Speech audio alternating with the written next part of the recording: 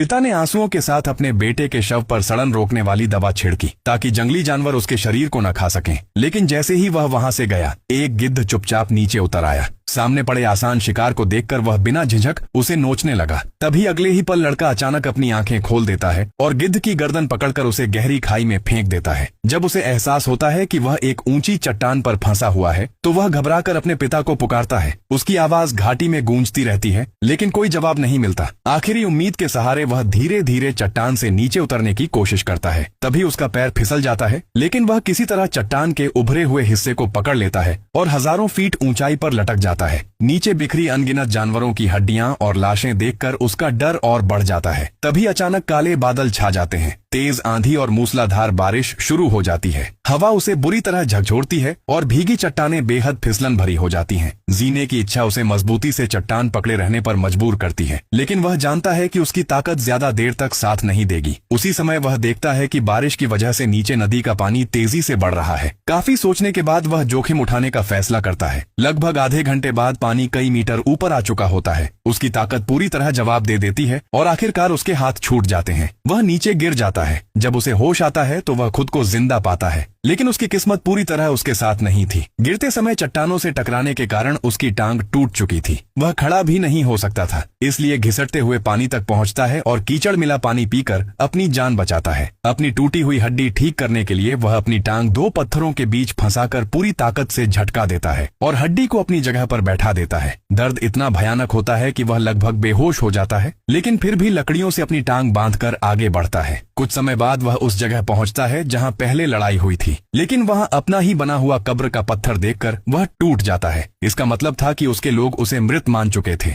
वह गुस्से और दुख में कब्र के पत्थर को लात मारकर खाई में गिरा देता है और फूट फूट कर रोने लगता है। तभी दूर से भेड़ियों की हुआ हुआ सुनाई देती है। पीछे मुड़कर देखता है तो पूरा भेड़ियों का झुंड उसकी तरफ बढ़ रहा होता है। अपनी जान बचाने के लिए वह घायल टांग के बावजूद भागता है। जब उसमें और ताकत नहीं बचती तो रात के अंधेरे में एक पेड़ पर चढ़कर कांपते हुए पूरी रात बिताता है। उसे खाने की सख्त जरूरत थी, लेकिन काफी खोजने के बाद उसे केवल एक छोटा सा कीड़ा मिलता है। जैसे ही वह उसे खाता है, भेड़ियों का झुंड फिर पहुंच जाता है। भूखे भेड़िए उस पर टूट पड़ते हैं। वह पूरी ताकत से भागता है, लेकिन एक भेड़िया उसके जूते को पकड़ लेता है और उसे नीचे खींच देता है। मजबूर होकर वह अपनी कमर से चाकू निकालता है और अंधाधुंध वार करता है। मौका मिलते ही फिर से पेड़ पर चढ़ जाता है। पूरी रात भेड़िए पेड़ के नीचे उसका इंतजार करते रहते हैं। सुबह होने पर झुंड तो जा चुका होता है, लेकिन एक घायल भेड़िया वहीं पड़ा रहता है। लड़का अपने चाकू को एक डंडे से बांधकर सावधानी से उसके पास जाता है, लेकिन घायल भेड़िया डर के मारे कराहने लगता है। लड़के को उस पर दया आ जाती है। उसके पिता ने उसे शिकार करना तो सिखाया था, लेकिन वह घायल जानवर को मार नहीं पाता। उसे नहीं पता था कि उसका यही दयालु फैसला इतिहास बदल देगा।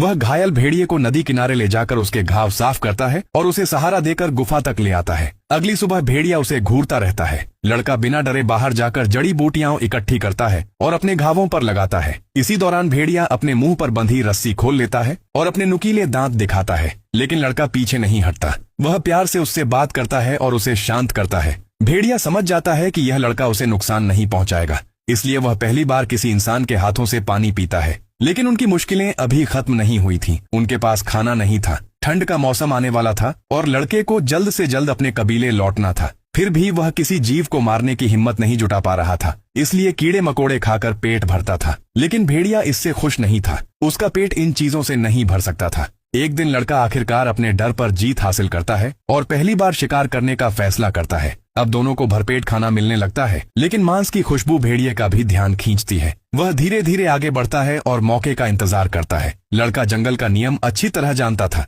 इसलिए वह कच्चे मांस का एक टुकड़ा फाड़कर अपने अधिकार का संकेत देता है ताकि भेड़िया उसे अपना नेता मान ले।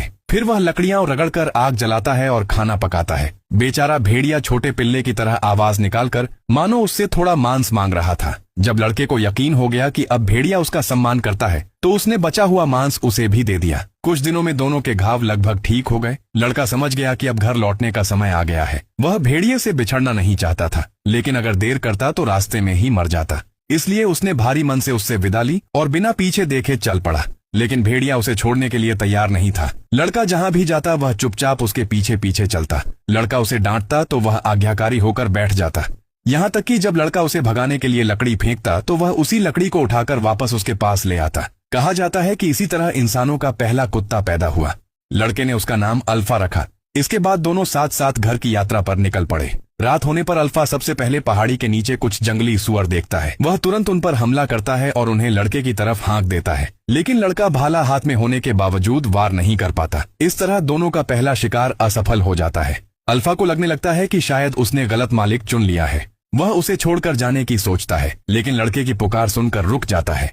आने वाले दिनों में ज्यादातर शिकार अल्फा ही करता था, लेकिन वह हमेशा अपने छोटे मालिक को पहले खाने देता था। सिर्फ इतना ही नहीं, रात में वह चुपचाप लड़के के पास आकर अपने शरीर की गर्मी से उसे ठंड से बचाता था, लेकिन सफाई पसंद लड़का उसकी बदबू से नाक सिकोड़ लेता था। इसी तरह इतिहास का पहला कुत्ता तैरना भी सीख गया। अल्फा के मार्गदर्शन में लड़के की शिकार करने की कला भी दिन ब दिन बेहतर होती गई। लेकिन एक रात जब दोनों आराम करने ही वाले थे, तभी एक काला भेड़िया अपने नुकीले दांत दिखाते हुए लड़के की ओर बढ़ने लगा। दोनों के बीच तनावपूर्ण माहौल बन गया। तभी अल्फा आगे बढ़ा और उस काले भेड़िए के सामने खड़ा हो गया। तभी लड़के को याद आया कि यही वही भेड़ियों का झुंड था जिसने पहले उस पर हमला किया था। वे सभी अल्फा का परिवार थे। अल्फा की आंखों में अपने परिवार और अपने इंसान के बीच की दुविधा साफ दिखाई दे रही थी। लड़के का मन उसे रोकने का था, लेकिन भारी दिल से उसने उसे जाने देने का फैसला कर लिया। अल्फा ने आखिरी बार मुड़कर कोड़ा की ओर देखा, फिर अंधेरी रात में अपने झुंड के साथ गायब हो गया। अल्फा के बिना कोड़ा अकेला ही अपने कबीले की तलाश में निकल पड़ा। हर रात उसे अल्फा की याद सताती और वह करवटें बदलते हुए रात बिताता। न जाने कितने दिन बीत गए।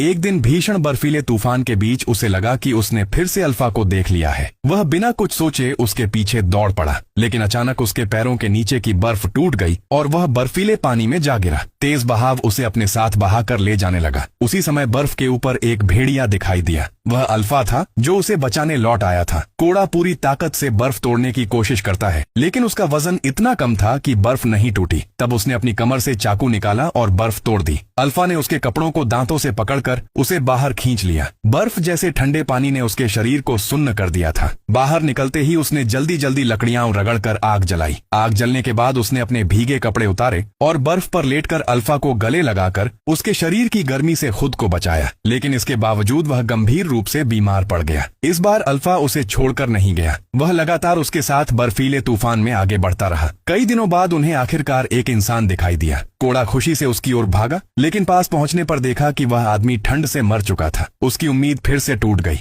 उसने उस आदमी के तंबू में काफी तलाश की, लेकिन खाने को कुछ नहीं मिला। सिर्फ एक धनुष और कुछ तीर मिले। मजबूरी में दोनों फिर आगे बढ़ गए, लेकिन कुछ ही दूर जाने पर अचानक हिमस्खलन शुरू हो गया। वे जान बचाने के लिए भागे और एक गुफा में घुस गए। तभी अल्फा गुफा के अंदर घूरने लगा। वहां एक विशाल काला भालू छिपा बैठा था। भालू ने कोड़ा को देखते ही हमला कर दिया। उसी पल अल्फा उसके सामने कूद पड़ा और भालू से भिड़ गया, लेकिन आकार में बहुत छोटा होने के कारण वह भालू के सामने टिक नहीं पा रहा था। तभी कोड़ा ने धनुष उठाया और सही निशाना लगाकर भालू को मार गिराया। भालू तो मर गया, लेकिन अल्फा बुरी तरह घायल हो चुका था। उसने मुश्किल से उठकर पहले यह देखा कि कोड़ा सुरक्षित है या नहीं। जब उसे यकीन हो गया कि उसका दोस्त बच गया है, तभी उसकी ताकत जवाब दे गई और वह गिर पड़ा। कोड़ा ने आग जलाई, अल्फा को गर्म रखा और उसके घाव साफ किए। अब अल्फा उसके लिए सिर्फ एक जानवर नहीं, बल्कि उसके अपने परिवार का हिस्सा बन चुका था। थोड़ा आराम करने के बाद दोनों फिर अपनी मंजिल की ओर चल पड़े। दोनों के शरीर बुरी तरह घायल थे, फिर भी वे हिम्मत नहीं हार रहे थे।